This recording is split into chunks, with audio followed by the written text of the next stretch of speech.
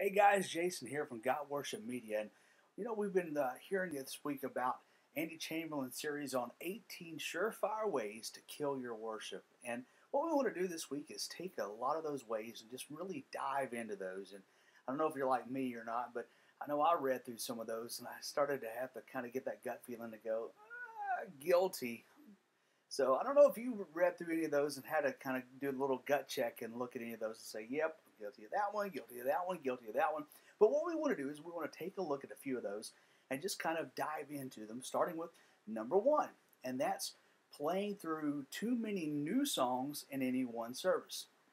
Which begs to question, how many are too many songs? Or how do you properly introduce songs? Or how do you even do an approach to new songs in worship to begin with? Well, for me, that's simple if you approach worship and doing new songs in this approach. It's called the rule of 3-1-1. Now, what does that mean? 3-1-1. Well, here's how I approach doing a new song in worship. Anytime I do a new song, I'm going to do it like this. I'm pretty much going to have the words up on the screen, and I may start the song off with the chorus. That's usually the hook of the song. It's going to have the most meat to it. It's going to be the most memorable part of the song. So I'll usually begin this song with this. And I'll usually invite the congregation to approach it in this manner. I'll say something to this effect. Now you'll notice the words to this new song that we're going to learn together up on the screens here. And as we go through this song, we're going to sing this chorus a couple of times. So I want to invite you to either just read the words along silently or sing out with me.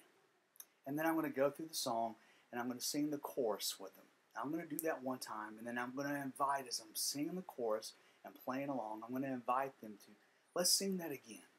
And I sing it the second time. And then we begin the song. So what winds up happening is, as we do the song and we get to the chorus, all of a sudden it registers and they think, wait a minute, that's familiar. They've heard it before, and all of a sudden you hear people start singing out because they've heard that chorus, they're used to it, and they've heard it once at least sung before, or two times if they've been paying attention. So now they've gotten a little bit familiar with it from having it done one time. That's one of the first three. Okay? So the next Sunday, we're going to do it a second time. We've done it the first Sunday. Now we're going to do it the following Sunday.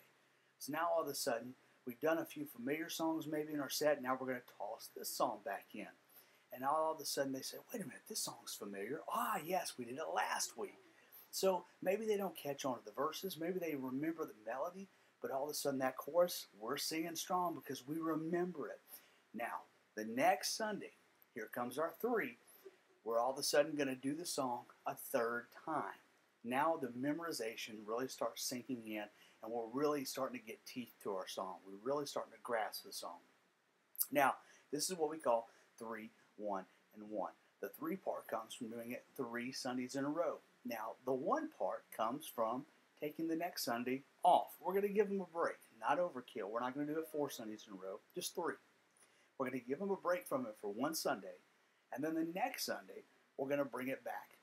Now, after that, we're going to give it a break for a little bit and then put it in our usual rotation if the song fits well with our congregation. That is how we properly introduce a song.